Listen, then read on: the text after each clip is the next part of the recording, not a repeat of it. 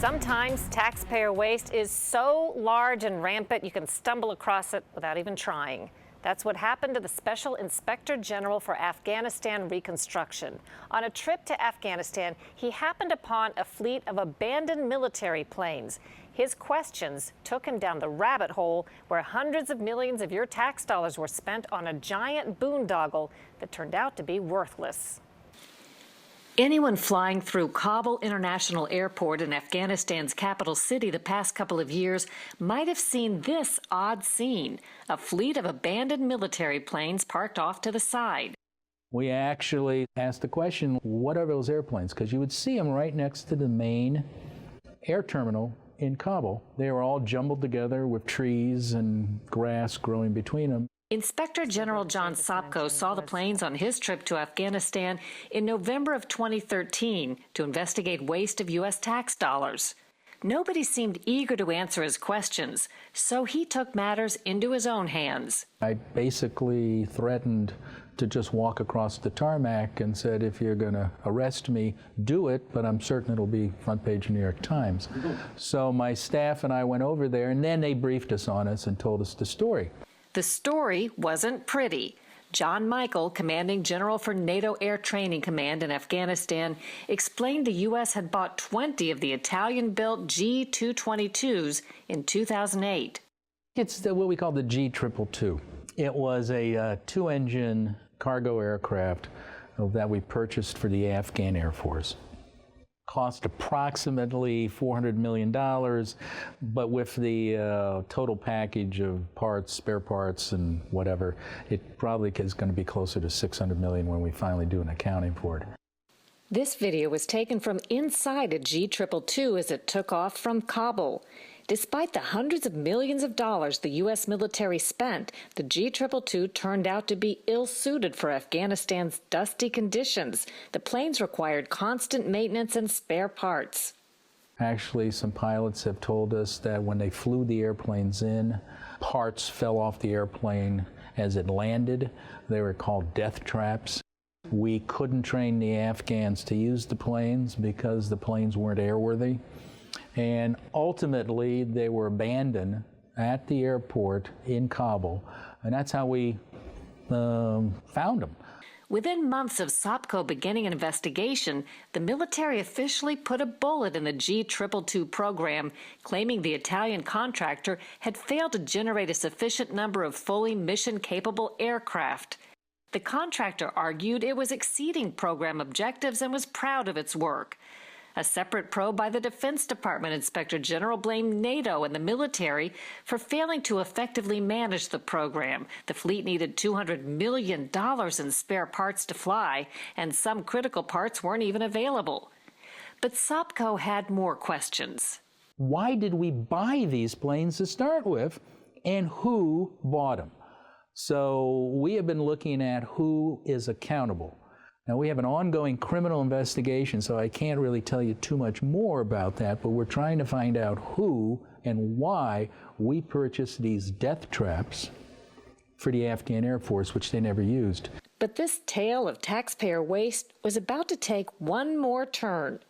This video, shot by a government contractor, shows the last few G222s being towed away from the Kabul airfield. Where were they going, and what happened to these planes after they quietly disappeared? The Inspector General decided to dig deeper. In October of 2014, Sopko discovered the military had scrapped the airplanes and sold the leftovers to an Afghan construction company for 6 cents a pound. A $500 million investment of U.S. tax dollars whittled down to a measly $32,000.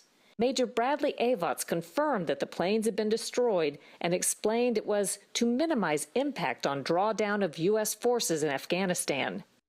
Who made the decision? Why did we purchase an aircraft that is airworthy and was never going to be used? But you wouldn't have even known about these planes if you hadn't stumbled across it at the airport. Absolutely.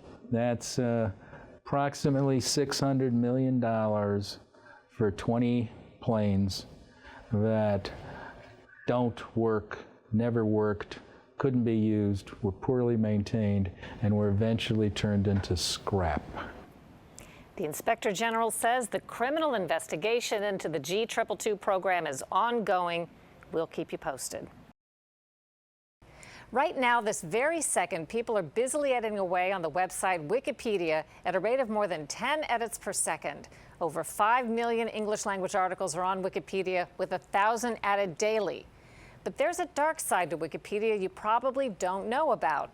The promise of accurate, neutral articles and privacy for contributors is often just a mirage, according to two insiders. They say they've been left battle-scarred after troubling personal encounters with the world's most popular encyclopedia. We begin today with their story. It's billed as the encyclopedia anyone can edit, but for many, it's the opposite. Just in the past 4 hours, 500 IP addresses and users have been blocked from editing Wikipedia. Greg Coase is among the blocked, banned, he says, for challenging Wikipedia policies. More on that in a moment. In 2012, Coase helped start an opposing website called Wikipediocracy to expose what he calls Wikipedia's misinformation, defamation, and general nonsense. So Wikipedia does censor users? Absolutely. In a given day, Wikipedia administrators typically are blocking about 1,000 different IP addresses. 1,000 a day? 1,000 a day, yes. When Coase ran afoul of Wikipedia, he was drawn into an unseen cyber world, one where he says volunteer editors dole out punishment and retaliation, privacy is violated, and special interests control information. Most people don't know what?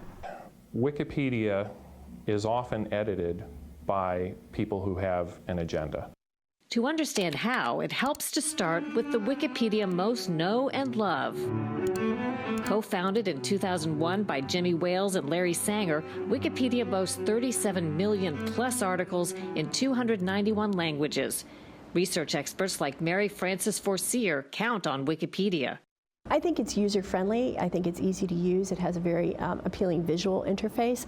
And I do think that having the sources at the bottom of the page is really important. Wikipedia's promise to volunteer editors, anonymity and privacy. To readers, unbiased articles. But there were conflicts in this encycloputopia from the start. Co-founder Sanger quickly broke away. He later told a reporter, "People that I would say are trolls sort of took over. The inmates started running the asylum." Coase says Wikipedia's inmates include some volunteer editors with an axe to grind or serious conflicts of interest. Sometimes editors will have very aggressive attitudes about what they want to appear in a Wikipedia article. They can stop opposing opinions. Exactly, exactly. Even opposing facts. Oftentimes, yes. When volunteer editors disagree, and they often do, it leads to edit wars fought out on Wikipedia's talk and discussion pages. So there's drama on Wikipedia just about every day. You just need to know where to go and look for it. Edit wars fill thousands of pages deep inside Wikipedia with dialogue that ranges from civil to childish and hostile, like this argument that Coase read us. He has violated NPA, which means no personal attacks, by telling someone they are inferior and to accept their station in life. He wrote, "I refuse to be blocked. I am not blocked. You can pretend that you blocked me all you like, but someone who is right can never be blocked. It is impossible." In Wikipedia's world, the ruling authorities are the hundreds of volunteer editors who've reached the most powerful editing status. They're called administrators, known only by their pseudonyms or usernames. They always win the edit wars. The more edits you make, the longer you've been making them, the more power you're going to have. Yes. But what happens when powerful editors improperly control content? You'll have different people with a particular scientific point of view, and they'll edit and modify Wikipedia so that its articles kind of reflect that point of view. Wikipedia has given names to bad behavior. Malicious editing is vandalism. Editing for personal or financial gain is paid or covert editing. Wikipedia discourages both, but they happen all the time. Two trusted Wikipedia officials were exposed running businesses that covertly edited Wikipedia for PR clients. Interests for Sony, the CIA, the Vatican, Barack Obama, and John McCain all reportedly have been caught secretly editing their own Wikipedia pages to their advantage. And anonymous Wikipedia editors maintain a stranglehold on selected topics. Coase demonstrates with the case of Morgellons. The Mayo Clinic calls it an unexplained skin disorder characterized by sores, but the Wikipedia page dismisses Morgellons as a delusional belief. So I'm just going to make a little comment here that Let's see what happens when Coase adds a research footnote that differs with that narrative. They can just go to this link, and you get the abstract of the study right there. In less than an hour, Coase edit disappears. I see that our edit to Morgellons was reverted after about 38 minutes or so. It was reverted by an administrator who is anonymous but for his username. If you know where to look, it's possible to see the many Wikipedia topics the same editor worked hard to control. It seems to me that this is someone who is either involved with the medical profession or the pharmaceutical profession. They probably have an agenda to discredit or to suppress alternative medicines or things of that nature. One study found mistakes in 9 out of 10 Wikipedia medical entries. Millions of dollars can depend on how an idea or product is portrayed within these computer pages. That may be why Wikipedia editors reportedly linked to the pharmaceutical company AstraZeneca got caught posting negative material on competitors' pages and adding promotional material to their own. Coase sees himself as an equalizer. His business helps clients, including supposed victims of unfair edits, navigate Wikipedia's unbridled landscape. Wikipedia banned him for violating the policy against paid editing, and when Coase criticized the policy and continued under a borrowed account, Wikipedia editors targeted him. They went to great lengths to track him using inside information and computer addresses. They researched where Coase grew up and traced his movements all the way to Orlando, Florida, where he was making edits while on vacation. Wikipedia editors that you didn't know at the time were tracking your movements and speculating that you went home for Thanksgiving. That's absolutely correct.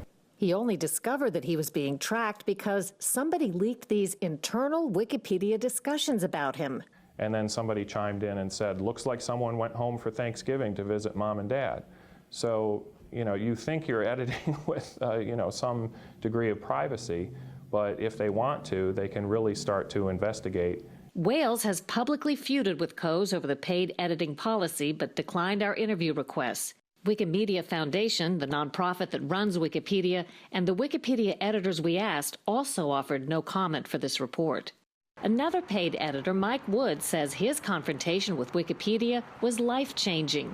Like Coase, Wood publicly criticized Wikipedia's policies on editing for pay, which he did while on breaks as a casino inspector, until one day when his boss called him in for a meeting. He says, we received an email and a phone call from the Wikimedia Foundation telling us that you are using our servers to edit Wikipedia. He said Wikipedia, meaning the Wikimedia Foundation, put a hard block on our servers, so now no one is allowed to access Wikipedia from our job site. That was enough to get Wood fired. It was a huge violation of privacy. They put so much pressure on my employer by blocking access to Wikipedia, by telling them what was going on.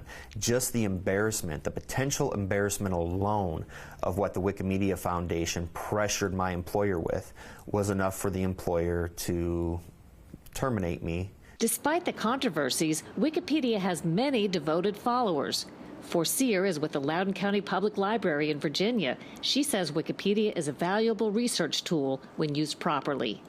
It's accessible, it's in language that everyone understands, and it does provide you the kind of source information that can lead you to scholarly works, encyclopedias, reference works, and primary sources that can really help you out.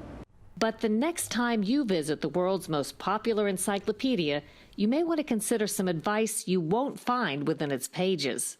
When you read Wikipedia, you have to be aware that the people who are writing it, who don't identify themselves, who don't necessarily have any credentials to be writing in the subject matter that they've chosen to write in, are very often pushing an agenda. There is no privacy. If they want to know who you are, where you're editing from. They have that, and they can check it, and they will. Do not step in front of the train, because they will run you over. Coase and Wood still edit Wikipedia for paid clients.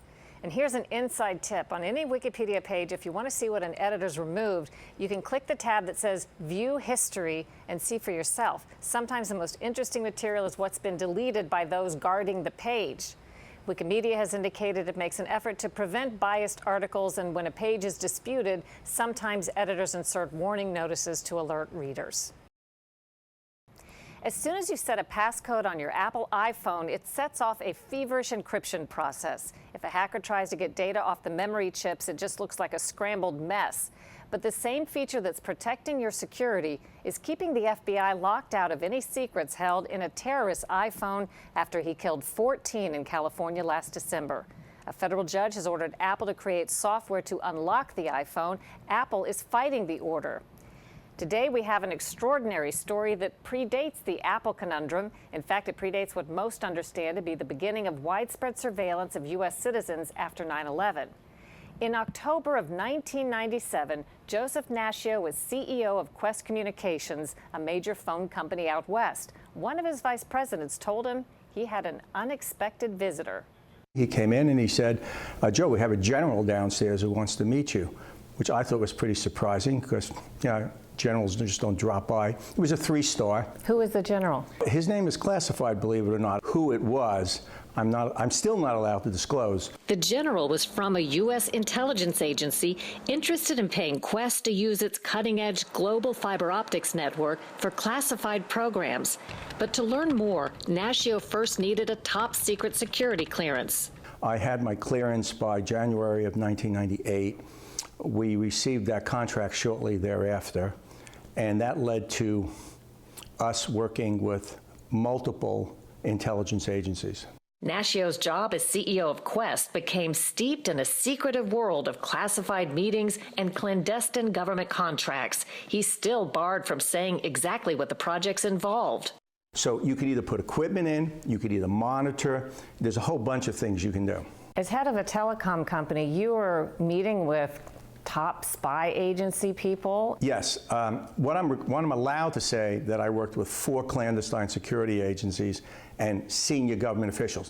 For several years, Nashio says, government requests to monitor and surveil Qwest customers came with proper legal authority and brought Qwest lots of cash. The telecom companies, they make a lot of money off these contracts when they cooperate with the intel agencies. But it's all done in a classified way that nobody sees it. So yes, we made money. And again, as a CEO of a public corporation, that's good business besides being patriotic. Was it hundreds of millions of dollars over the years? Oh, easily, yes.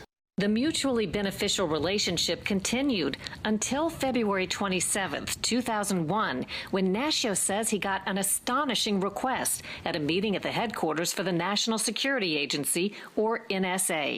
I fly into Washington. My guys meet me, take me to a SCIF that we have that's in Maryland. A SCIF is one of those rooms that are designed to specs that you can't have eavesdropping on. When I grew up and we used to watch Maxwell Smart on television, it was the cone of silence thing. I go to there, get briefed, and then at the end, which was very surprising, a new request is made of us. By whom? By someone across the table. I was supposed to meet with Admiral Hayden that day. He didn't show up at the last minute, which should have put yellow flashing lights in my... He was head of the NSA at the time. He was head of the NSA. He was the 3-star head of the NSA, who Bush later appoints to be 4 stars and runs the CIA. So when that request came, I was a little bit surprised. It didn't sound right to me. As a matter of fact, it sounded very wrong to me. What was the request? Well, it was a request to do something that, under the law, I didn't believe the foreign intelligence agencies, particularly NSA, were authorized to do unless they had a FISA warrant. A FISA warrant would come from the secretive Foreign Intelligence Surveillance Court and would authorize the NSA to do something that was otherwise illegal for it to do, collect data in the U.S. And you can't say exactly what they asked. No, that remains classified. Something was asked. I asked if they had a FISA warrant. They said it wasn't required. I thought that was pretty strange. If there was no warrant, he says he asked if the White House had given executive authority for the project. They said they wasn't required. This was under President Bush. Yes, this was under President Bush, and this is prior to 9/11. So I said we couldn't do it, and we wouldn't do it. The 9/11 terrorist attacks are often cited as justification for the government's controversial programs to collect information on Americans without court warrants. But the NSA proposition to Quest was nearly 7 months before 9/11, according to Nashio. After that meeting, there were repeated requests over the next several months. And I continued to answer the requests by saying, look, show me legal authority, and we'll be happy to do it.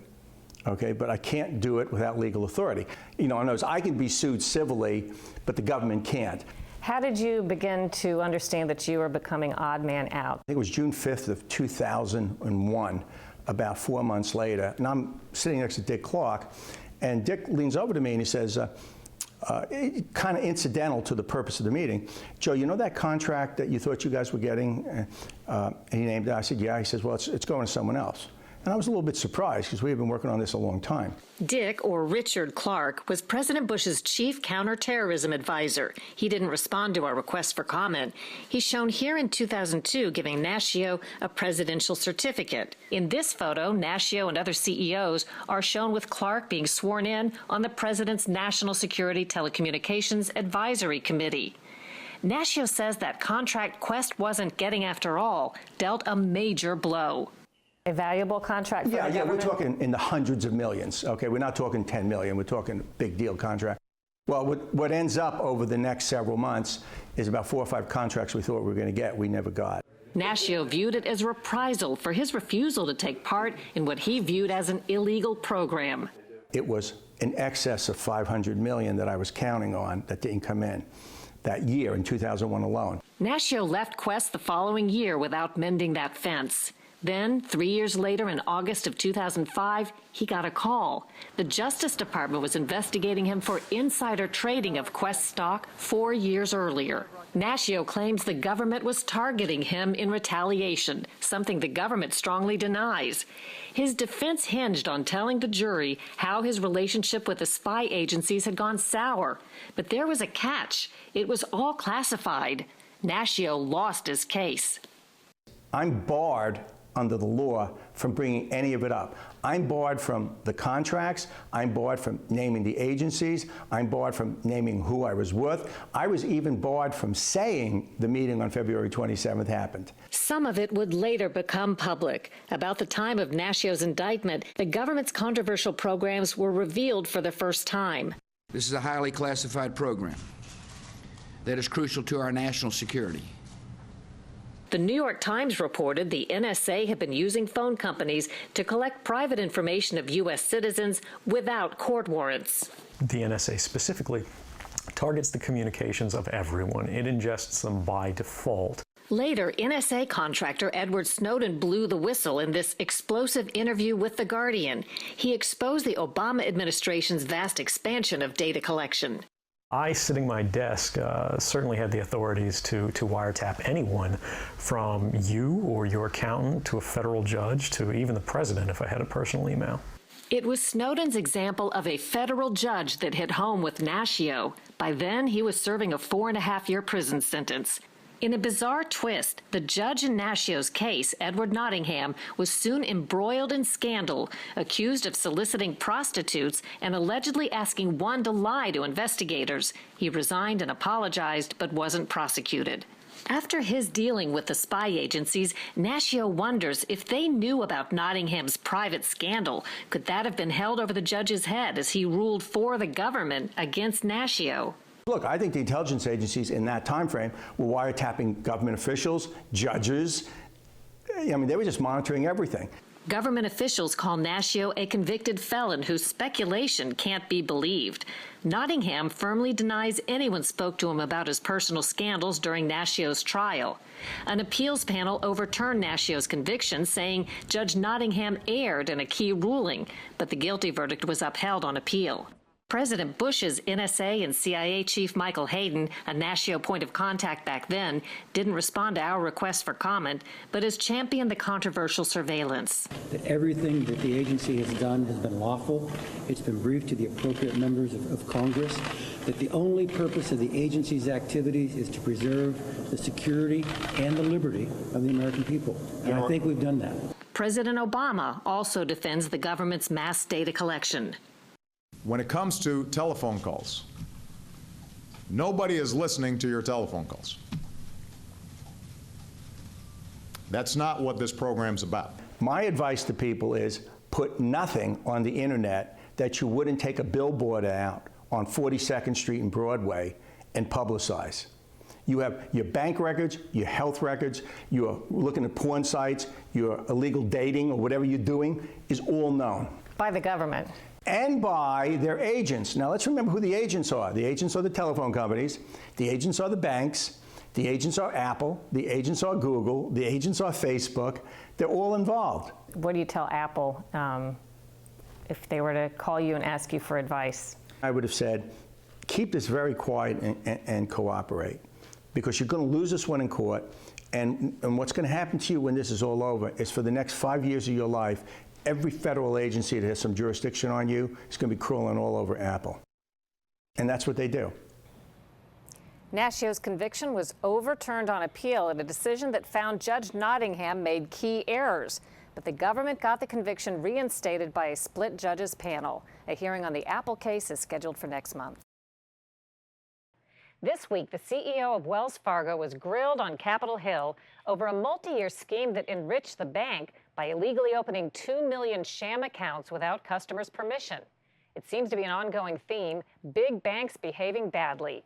A few years back, it was Lehman Brothers, the world's fourth largest bank, until it got caught up in the mortgage crisis.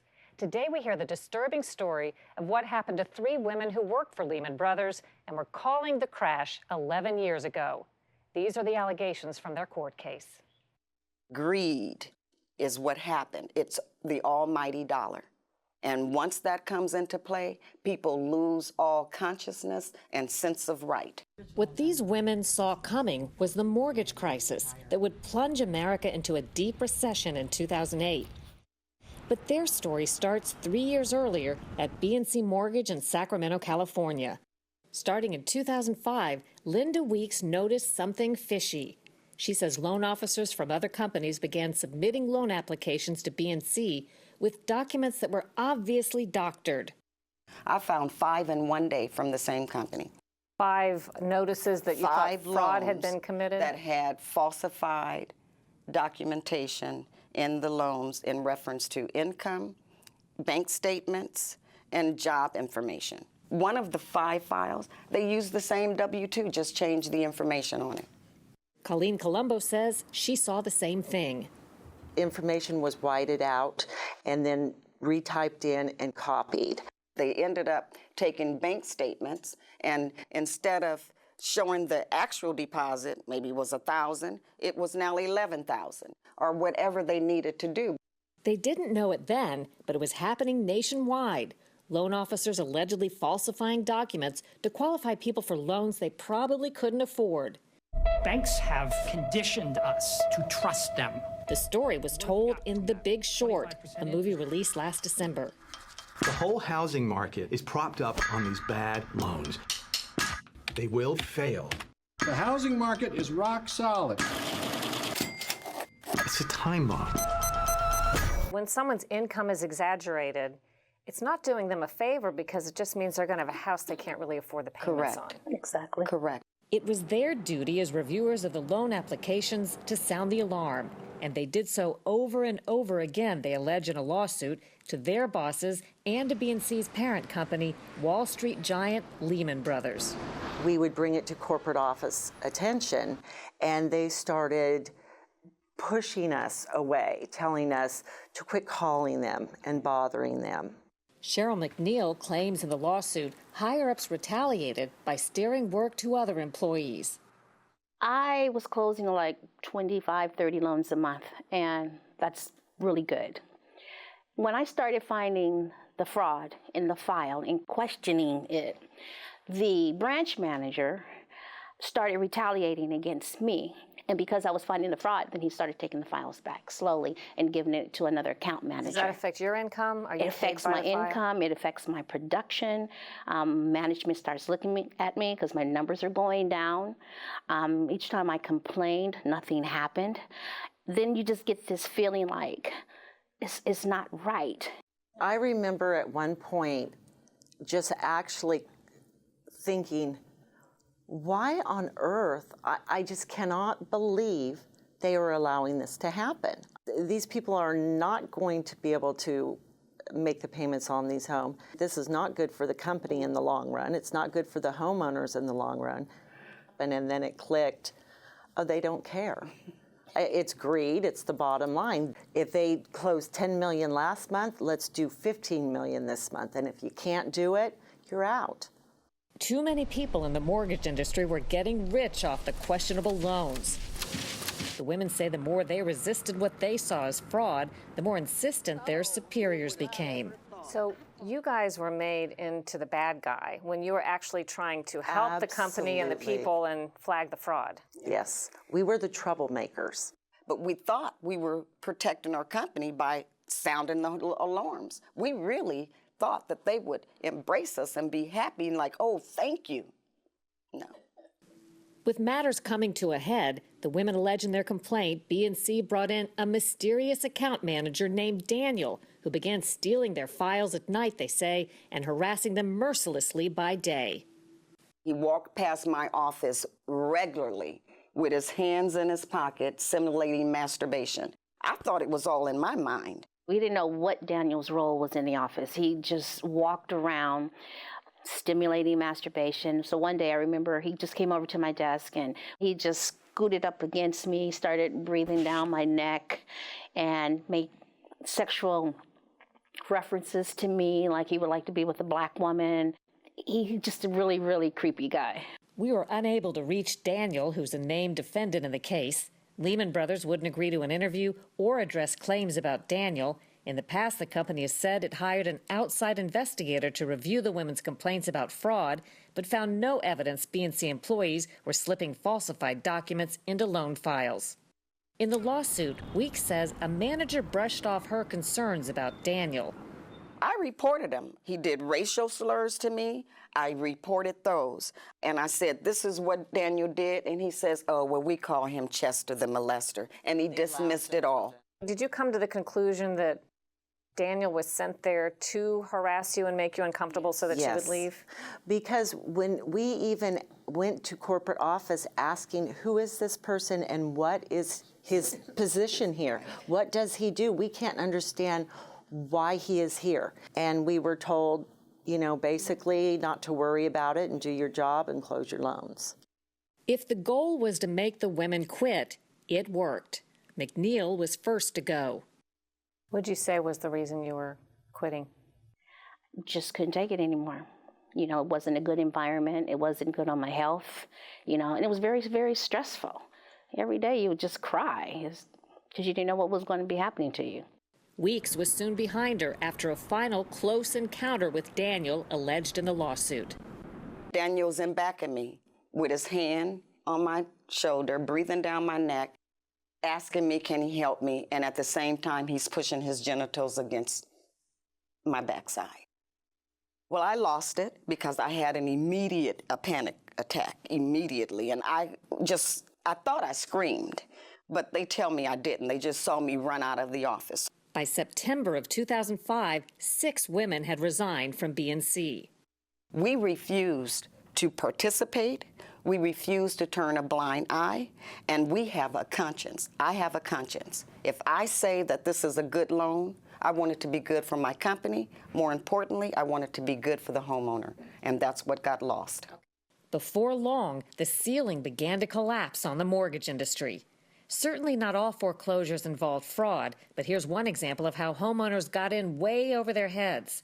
In 2002, this California home sold for $301,000.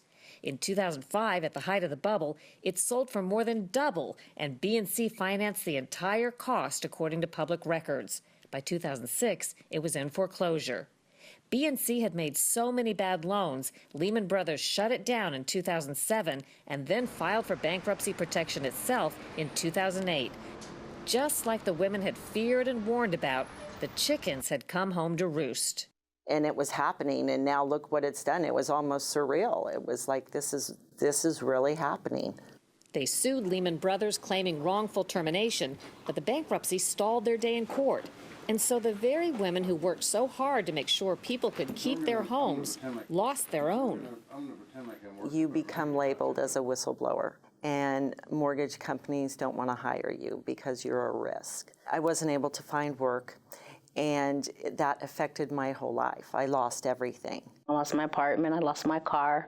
I wasn't able to, send my son off to college. So the interesting thing is... Gary William is the attorney representing the women in their lawsuit. It sounds like these women were unknown players in The Big Short. Well, they were, but nobody paid any attention to it. It's now been over 10 years, almost 11, and their cases have languished in the largest bankruptcy in the history of the United States. In an appearance before Congress in 2008, former Lehman Brothers chairman Richard Fuld took responsibility for the collapse of Lehman Brothers and BNC, but denied misleading investors. Your company is now bankrupt. Our economy is in a state of crisis, but you get to keep $480 million. I believe my cash compensation was close to $60 million, which you have indicated here, and I believe the amount that I took out of the company over and above that was, I believe, a little bit less than $250 million. Still a large number, though.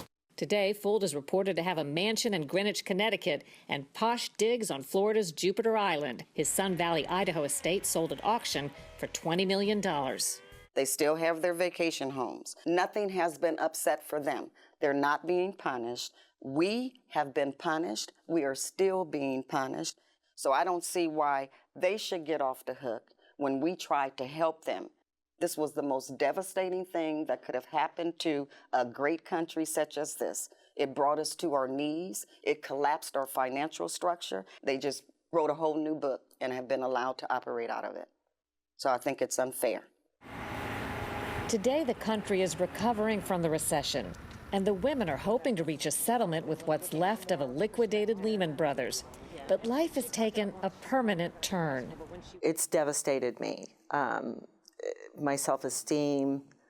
I used to be a very competent, resourceful, and good underwriter, and I just don't have the confidence anymore. I can't remember how the strength of that person that I used to be is gone.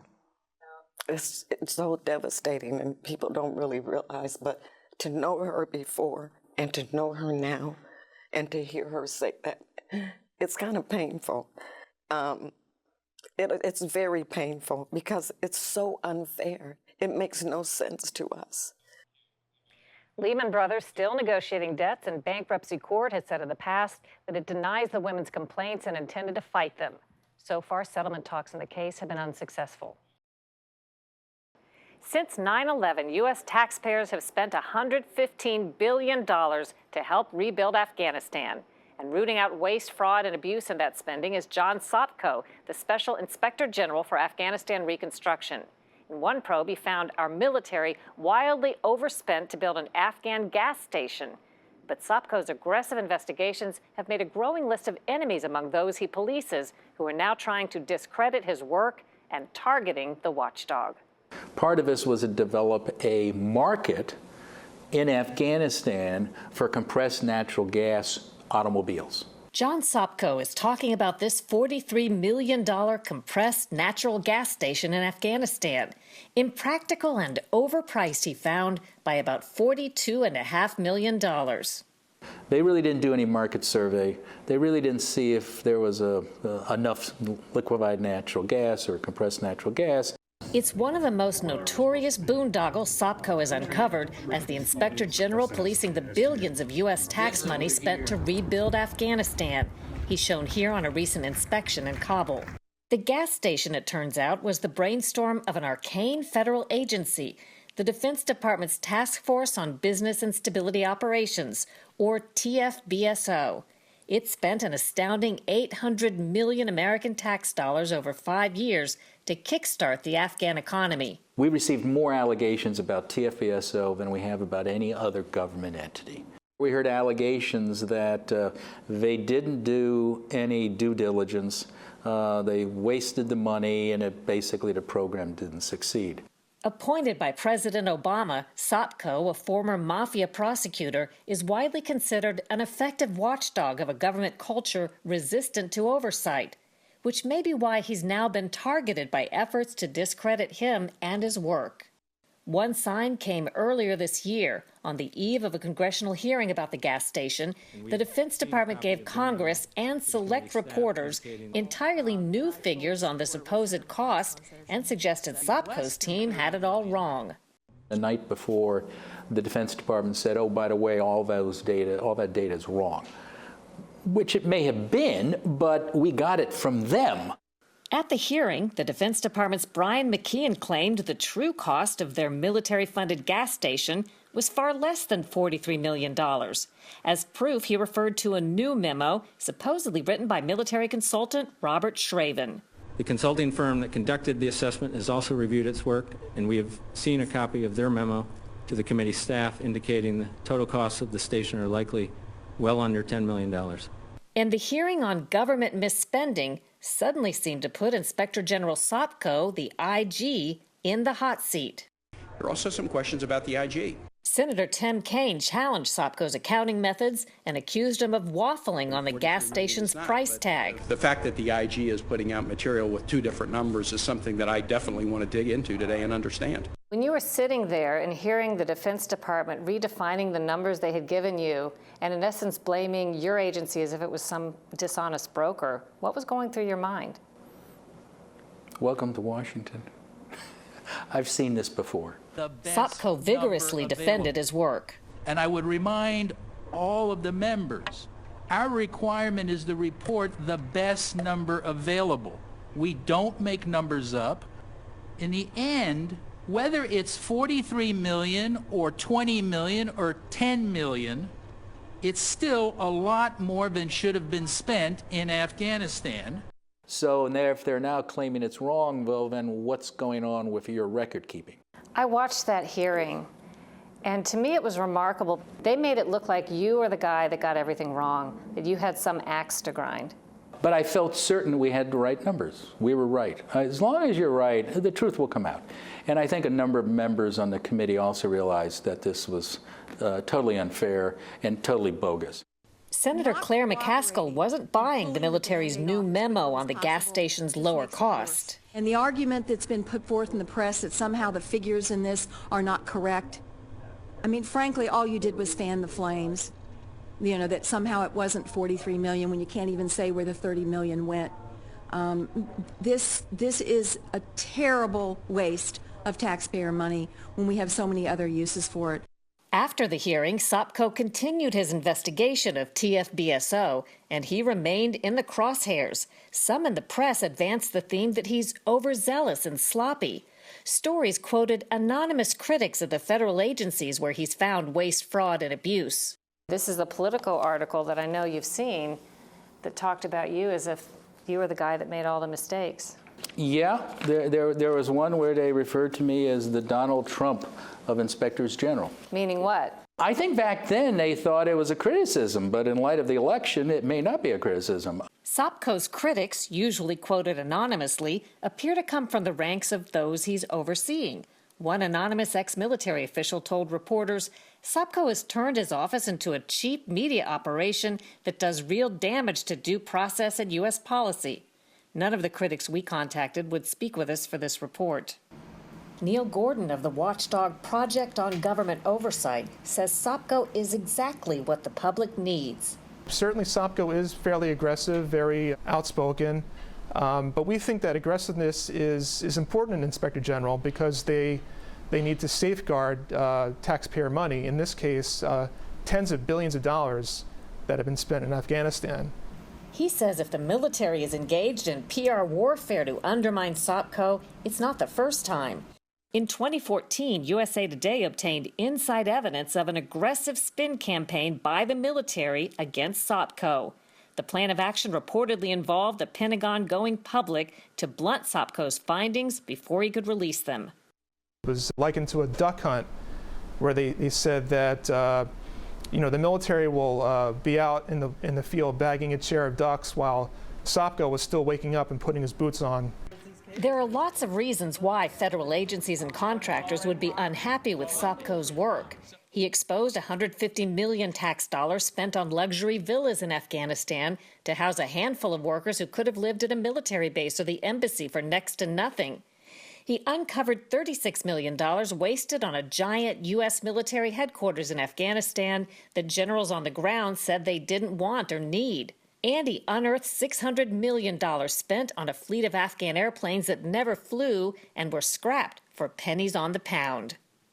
As Sopko continued his probe into the overpriced, military-funded gas station, he discovered a new surprise. Shraven, the military consultant whose name was on the memo the Defense Department gave Congress, claiming the gas station really didn't cost that much, said he didn't write the memo.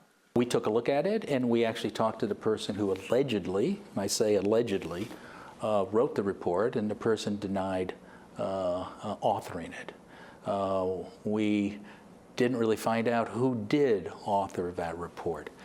But, you know, nobody likes an IG who is trying to find out the truth. I would say nobody. There are a lot of people in town who don't like it because a lot of people in town made their careers or made a lot of money on some of these stupid programs. Sopko says he now has a host of new questions about TFBSO. We have now been asked by Senator Grassley and Senator Ayotte and others to do a full-blown audit of the entire $800 million program. And what we are basically finding is the records are horrible. They didn't keep records. And so we're finding waste, fraud, and probably abuse throughout the program. As for that compressed natural gas station, no cost-benefit analysis, no sustainability analysis, a program that's dumb on its face. The average person in Afghanistan, their annual income is $690. It costs $800 to convert a car to natural gas. Now, did anybody in the room sit there and say, is there anybody in Afghanistan that can afford this? Inspectors generals are nonpartisan. I was appointed by President Obama to ferret out fraud, waste, and abuse. And I will continue doing that job under President Trump. The way I view it is, fraud is not Republican or Democrat, it's not red or blue, we're talking about green. You know, I'm here to protect the taxpayers' green, the taxpayers' money, and we'll continue doing that. It's worth reiterating that we reached out to the Pentagon and multiple Sopko critics who appear to be linked to military contractors, but they declined to be interviewed for our report. As for the allegedly forged memo the Pentagon presented to Congress, revising the price tag of the Afghan gas station, the Pentagon would only say it stands by the testimony it gave.